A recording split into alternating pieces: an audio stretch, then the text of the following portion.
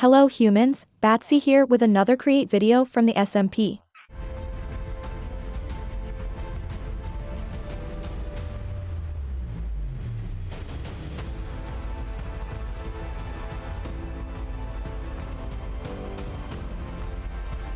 Today I decided to start a new project. I have been delaying the construction of my megabase for quite some time now. I had the general idea of what I wanted to do, but between finding better things to do, getting distracted with literally anything, and not being really sure on where to start, this project ended up at the very bottom of the list. Last night, funnily enough, I had the weirdest dream about Minecraft, and the silliest idea came to my mind. All of this area is what I'm working with. We can check it a bit better on the map. Right now, I'm here at the starting desert base. Over here there is the cute little farm I made a couple of episodes ago. Which, I still need to add some more fields with the new crops. Maybe I will tackle that later if there is time. Up here I've got the factory and manufacturing. Slightly apart so only one of those areas is loaded at a given time. I did that to help with the performance of the server. It can handle it, but just in case there are many humans online. And lastly, this is the lake where I'm going to build the mega base. It's about 250 blocks wide. Yes, that looks about right. And around 200 blocks tall, I believe. Yeah, that seems to be it. So 250 by 200, it's quite a decent area, there should be plenty of room for the base. You might be thinking, sure Batsy, a big lake for the base, but what's the plan anyway? Well, I'm glad you ask. The plan is to dig a massive hole all the way down to the bedrock level. Terraform the floor and the walls, which I do have a plan for that. And when all of that is done, I'm going to build the base underwater. There will be a lot of space to make cool underwater temples and whatnot. I'm really excited about it. Before any of that happens, I need to start at the beginning, by digging up the massive hole, and that's where my weird dream comes into play. I had this idea in my dream that I could take a layer from a few blocks underwater, so the hole doesn't just go straight down from the start. Then move that layer up to the sky, and use that as a guide to place down the drills and everything. I'm not fully sure how I'm going to do the drill part yet, because the walls are very erratic, so I'm not going to be able to make a clean quarry, at least not on the edges anyway. There is still a lot of room in the middle that I could likely use a quarry to clear up. So that's the general idea for today. Let's move to the test world, and figure out how exactly I'm going to do all of this. Took me a little to import, but we are here on a recent backup of the world. Let me show you what I thought. My idea is to take one of those layers underneath, so the walls of the pit don't go straight down right away. In my mind it makes sense, I want the first layers, which are more visible from the outside, to gradually go down before the drop. I'm trying to decide which layer exactly, because I can't go too far down. Maybe level 55 might do. It should be fairly vertical all around the lake, which should give it a decent curve. Now I just need to find both corners of the lake so I can select the area. I wrote down the coordinates leaving plenty of margin. Now, let's see. That's 670 and minus 500. That should be here. Let's see. Yes, that was spot on. Then I just need to go down till I find the level 55. That says 55, so I believe I'm at level 54. Correct. Alright, then up by 1, and I've got one of the corners. Now, the second one is a minus 220 by 380. Which is around here. Awesome, nailed this one too. And that's the other side of the square. I could copy that layer and paste it in the sky, but I'm pretty sure I'm gonna get a lot of sand that is going to fall back into the lake. See, this is what I mean. Many of those areas are filled with sand, that's not gonna work. To prevent that, I'm going to replace all the solid blocks specifically with stone blocks. That's perfect. Let's confirm this is Y55. Awesome. Then I'm going to copy it down here. And make a pillar all the way to the sky. This height maybe? No, I think it should be taller. Let's try here for now. Oh right, that copied all the water too. I wonder if there is a way to not copy, or not paste, the water sources. A quick Google search later, I couldn't find a way to not paste the water. There is the common -A, which is used to not carry the air blocks, and there is also a bunch more letters, but none seem to be about fluids. Never mind, I just realized I can just select the area, and remove the water that way. Alright, progress is being made, now to remove those corals, and the stone in the middle. I just had a better idea. Because I'm only interested in the inner outline, I'm just going to use this as a guide to build the perimeter, so I can remove all the stone in one command. Just the last few blocks. And now I can simply remove the rest. Awesome. Alright, I've got the perimeter laid down, now what to do with this? As said before, the middle part can be done with a quarry, but that still leaves all the edges. I can think of a few options with the cannon and everything, but not sure what I want to go for.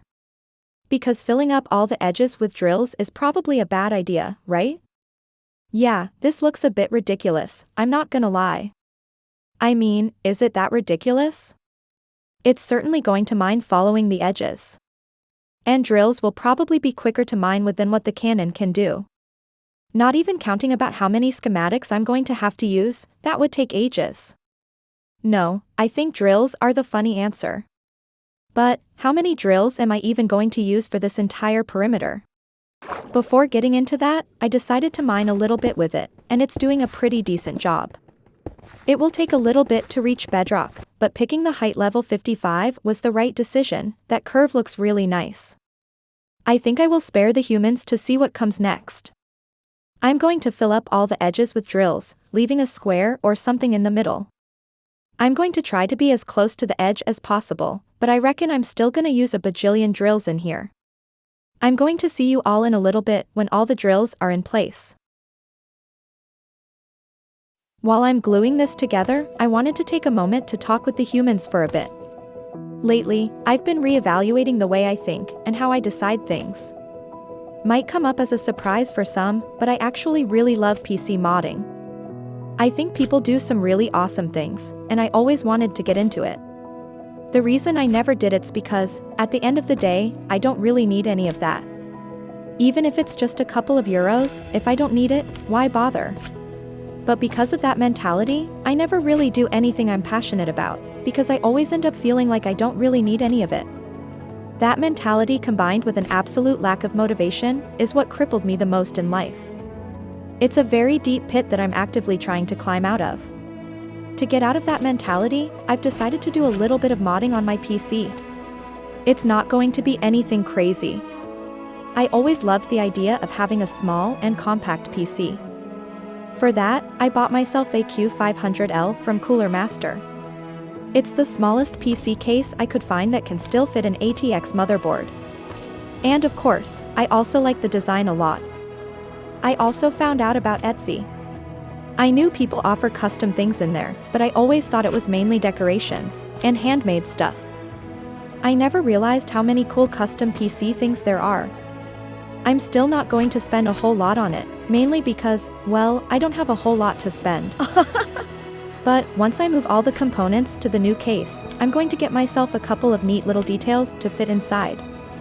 I'm really excited about it, and I will make sure to show you all how it ended up looking. If you are like me, and you struggle to find reasons to do stuff, even the things you are passionate about, I would really suggest trying to reevaluate that. Maybe not changing it right away, but giving it a thought was the first step for me. At the end of the day, there are a million things we really don't need. Don't let that stop you from doing things that you could enjoy. We only have one life, and we should try to make the most of it. Even if that simply means doing the little things we love. Now, let's go back to the video. Yes, everything looks connected here. That should be the last one of them. I never expected this would take me so long to glue. I guess it's time to give this silly idea a try. I have added a rope pulley on one of the smaller sections, to make sure it all works as intended. Which, seems to be doing perfectly fine. It looks a bit glitchy while going up, but the drilling part should be alright. Now, I'm more interested in this huge section. Because, contraptions do have a limit of blocks you can put on them. Now we just need a little bit of power, and... nothing happened. Oh, I see what's wrong. Of course, I went over the limit. Maximum of 2048. Yeah, I have no idea how many drills I have right now, it could very well be twice as many. I wonder. This is likely a setting I can change on the config file. At the same time, this is likely something set to 2000 for a reason. What could happen if I just... I guess, triple this number? Yeah, I'm going to try it. I'm going to augment it to 6000 and try again, see what happens. Alright, 6000 it is. Just need to update the direction of it. Oh geez, what in the world? I legit thought it all broke. But, all of them seem to be in their place. That was kind of weird. I guess that answers the question. What could happen if we increase the number? Bad stuff, that's what. Everything looks alright though, maybe it was just a visual bug? Let's try connecting it again, maybe it still works even if we can't see it. Yeah, it's completely gone. That's wild. I can go through it, but it did mine all the glass. See, the hitbox is completely gone. Oh, I see, it was just going too slow, I was wondering why nothing was happening. Alright, now we should see something. Probably on the fisherman's hut. Oh yeah, now we talking. Okay, so, we can't really see it, and we can't go through it, but it is fully functional. Maybe that's the answer. I was checking on the next one, and is about the same, it also disappears. I'm going to copy this entire platform, and move it to the SMP. I want to start making some progress over there. The annoying part is the drills anyway. I will place the rope pulleys and the rest when I get them all in place. I'll go ahead and import the schematic. First, to check if I can even place this in the world, or if it's too big. And secondly, to know how many drills do I even need. I just thought about it, I think I'm going to disable shaders just to help a little bit. I expect this to lag a fair share. Here goes nothing. Oh. Oh geez. This is so bad. I'm running at like 1 frame per second. Oh my gods, I can't even move. Goodness me, even moving the item was hard. Okay. Should I split the schematic? But that's going to make it more tedious. I'm trying to move it upward, but... it's just so bad! I think I'm just going to power through it. I mean surely it won't take that long to put it in place. Surely. 1 laggy time later. Oh my gods, this is horrible. Many more laggy times later. The worst part is that my PC doesn't even notice this. How is it running at 1 frame per second if not a single core is doing a thing? A lagged eternity later. Is that it? I think this is it. My sweet FPS are back, now let's see how many drills do I even need for this. The moment of truth. Oh my dear gods. Not sure how hard will it be to make that many, but it sounds like a lot. This is going to take so long to make, what a ridiculous idea that was. Wait, hold on. Oh, right, those are stacks, I thought that was the amount of shulker boxes. Litomatica displays the number of shulkers and spare stacks, so I confused it with that. That's not that many though, maybe 4 or 5 double chests of drills. I'm pretty sure I have enough materials to craft that many, but I'm honestly a bit too lazy to manually craft all of that. So instead, I made this silly machine to craft it all for me. It just took me half an hour to build, and it will take ages to craft them all one by one, but so much better than manual labor. You can see the barrels I placed to feed it materials. A setup to make casings at the back, and of course, the mechanical crafters in the middle. That's pretty much it really. I will have this running for a long while, and hopefully, it makes all the 11,000 drills for me. I'll stay over here editing the parts that I have already recorded. I just need to make sure to refill the iron and andesite whenever is needed. Oh. Wow. Look at that. Such cool scenery. Going to take a screenshot. I really love the colors. Anyway, where was I? Oh yes. So, I finished crafting all the drills, and I might have been AFK for too long. You can see in the book it says I'm missing 4,000 drills. Now if we take a look at the vault. I have way over 8,000. Wait, going to turn this off before it crafts even more. So yes, there are way over 8,000 drills in the vault. Which means there will be a bit over 4,000 spare drills for some reason. Not sure what I'm going to do with it, but let's fire the cannon and go back to being AFK. I will see you all after the time lapse. Someone forgot to click on the record button when the drills were being placed, so instead, have a cool time lapse of the drills doing their job.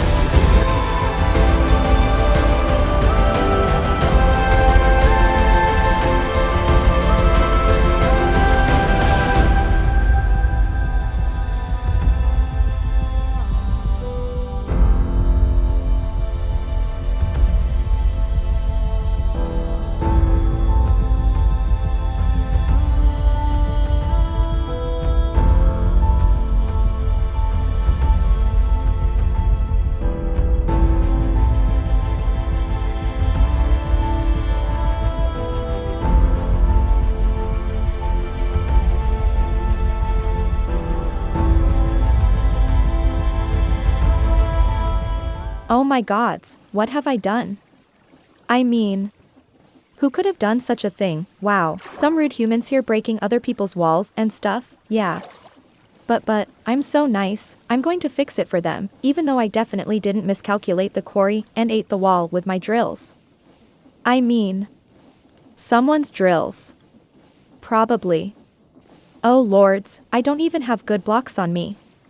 Oh, yes, so much better now, like it never happened. I better just run away from here. But the first stage is done, it's really finally done. This video took so long to make. Every step of the way was so many hours of gameplay. And then so many hours of going through all that footage. Anyway, you might be thinking, why on earth you placed this massive roof on top? Well, there are two reasons. The first and most important is that of course bats don't like the sun. How am I going to invite my fellow bats to live with me if they all burn alive because of the nasty sun? The second more minor reason is that my plan with this perimeter is not to terraform all the walls and everything. What I want to do is place black concrete all around it, while making it so dark that the walls just become an endless pit. To make sure that the background is so dark that it feels like being in space with no stars, I needed to block the sun during the day. So, I just got the massive tinted glass roof. But of course, the real reason is to invite my fellow bats. I think it will be less noticeable in the video, but this was one of the buggiest episodes I've ever made. I kept having the wildest glitches while working with those big drilling platforms, even though I ended up sticking to platforms under 2,000 blocks. I had 2 different platforms randomly glitching through blocks and appearing way down on bedrock level. Even some replays ended up glitching out. The moral of the story is that, if you can, try to keep the contraption under 1,000 blocks, it will be more stable. I can't wait to continue with this project, but for today, this is going to be all. I hope the humans had fun watching this episode. And hopefully, you all enjoyed the couple of new things that I added while editing. Don't forget to subscribe if you haven't already, it really helps a lot. Take care everyone, and I will see the humans on the next one.